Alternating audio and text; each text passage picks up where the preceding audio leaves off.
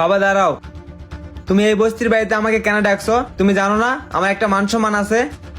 আর বারবার তুমি কেন ডাকা এই বস্তির বাড়িতে? আর তোমাকে কেন বারণ করছি এই বস্তির বাড়িতে আমাকে ডাকবা না? তোমার কিছু দরকার হয় বা প্রয়োজন হয় তাইলে আমার কাছে যাইবা, তারপর আমাকে কেন বারবার তুমি বস্তির বাড়িতে ডাকো? জানো না আমার একটা মান সম্মান আছে? বাবারে, তোর মা আজ 1 বছর ধরে মারা গেছে এই বস্তিতে।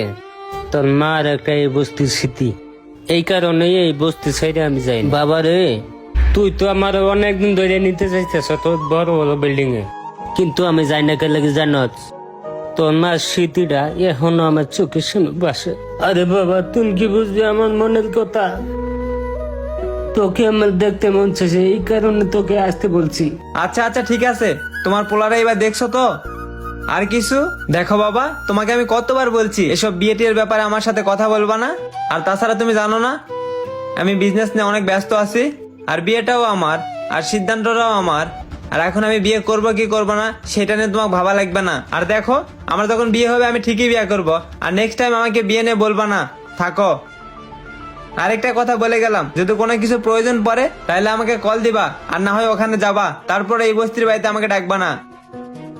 শোন বাবা, আহারে পোলাটা টাকা পয়সা পোলাটা আমার বদলাই গেল। আমি যে ওর বাবা, আমি কথাটা শুনলো না।